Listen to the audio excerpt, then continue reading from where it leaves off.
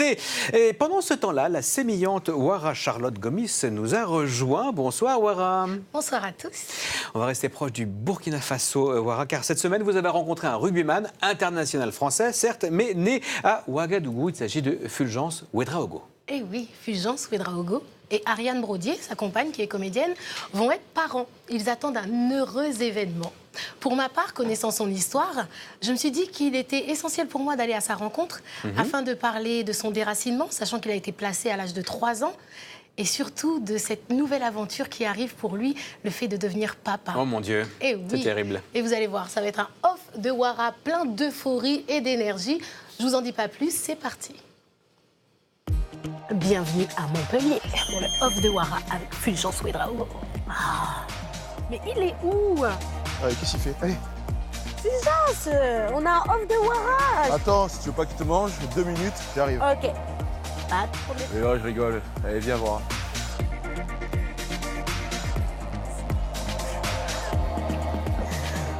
Oui, c'est beau.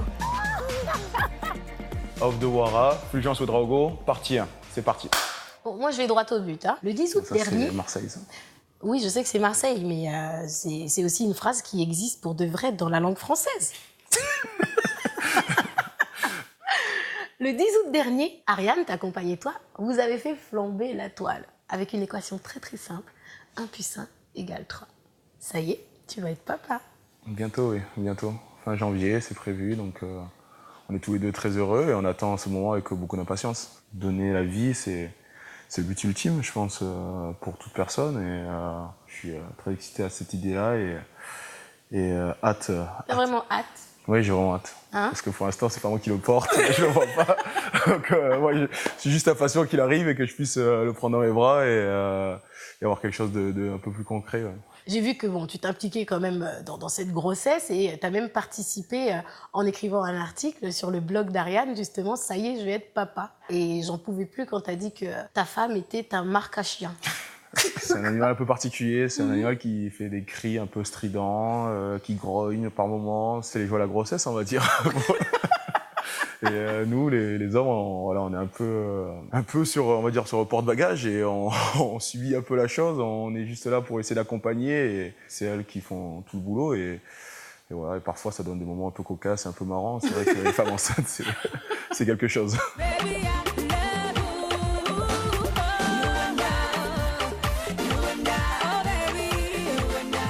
Est-ce que tu serais prêt à tout pour ton enfant? Bien sûr, Même à le moucher?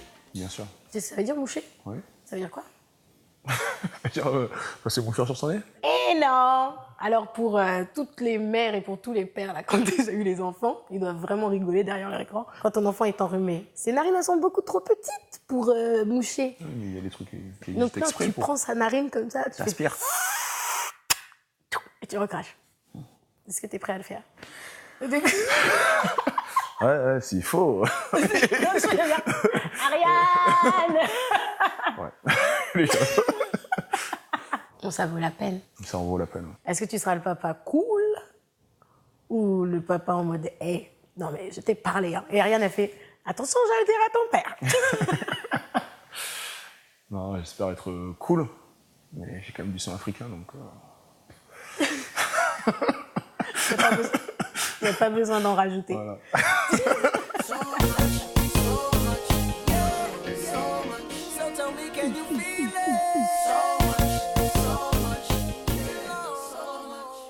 Tu es arrivée en France quand tu avais 3 ans.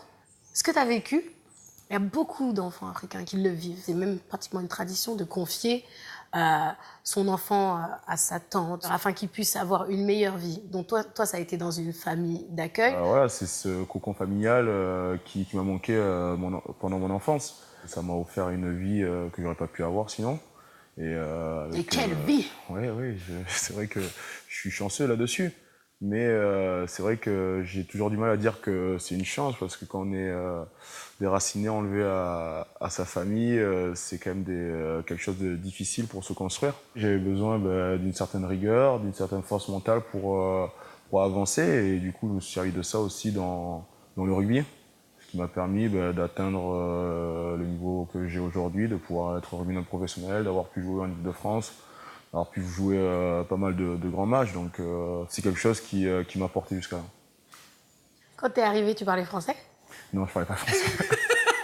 J'avais 3 ans, donc j'ai vite appris le français. T'as vite appris j'ai le vite français? appris le français. C'était encore des saveurs, des odeurs, des souvenirs? Ouais, je suis retourné, quand je suis retourné en 2012, c'est vrai que ça faisait longtemps que je n'étais pas retourné au Burkina et une des premières choses, j'ai stressé un peu en me disant est-ce que je vais les reconnaître, est-ce qu'ils auront changé, est-ce que je vais reconnaître des choses là-bas Ouais, t'as dit et que dès t'étais l'aéroport, parti. je suis arrivé, ma mère, j'ai reconnu un clin d'œil, et je savais que c'était ma mère. Après, quand je suis retourné au marché, ça m'a rappelé des souvenirs aussi. La relation avec mon frère, ma sœur, avec mes cousins, avec ma mère, c'est très fort. Il a fallu que je visite toute la famille aussi, c'est ça qui était plus dur. Et à chaque fois, tu devais manger? Exactement, il fallait manger, il fallait surtout pas dire non parce que sinon c'est c'est blessant. Voilà, et c'est vrai que comme la famille elle est grande, c'était long comme séjour. D'ailleurs, on fait un bisou à Césaire et Mireille, parce que c'est sûr qu'ils vont regarder. C'est ton frère là, qui parle à la télé. Ouara en super forme, c'est une belle rencontre. Hein, Une avec, très belle Fulgence. rencontre, vraiment. Et puis Césaire et Mireille, c'est justement son petit frère et sa petite sœur qu'il a pu retrouver en retournant au Burkina. Donc on les salue, hein, on sait que vous regardez, donc on vous fait un petit coucou. Je tiens à préciser tout de même que Fulgence, donc depuis qu'il est retourné au Burkina Faso, il s'est vraiment engagé dans une association qui s'appelle, attendez, c'est très compliqué, Rugbina Faso. Ah bah non, c'est pas si Non, mais compliqué c'est le que jeu ça. de mots Burkina Faso. Oui, j'ai bien compris, Rugbina oui. Faso. Rugbina Faso, donc, ça marche. Je sais pas Voilà, si ça- Eh ben, c'est pas si facile. Et que ça. justement, Ouara, je vous rappelle que dans un instant, juste après Talent d'Afrique, vous allez pouvoir retrouver Charles Mbouya qui nous a quittés et pour présenter le nouveau documentaire de notre collection sport, un reportage formidable sur l'équipe de rugby du Burkina Faso, signé Gaspard Augendre. Et c'est la fin de ce Talent d'Afrique. Merci mademoiselle, merci messieurs, merci à Nicolas Patounas et Joanne Fouron.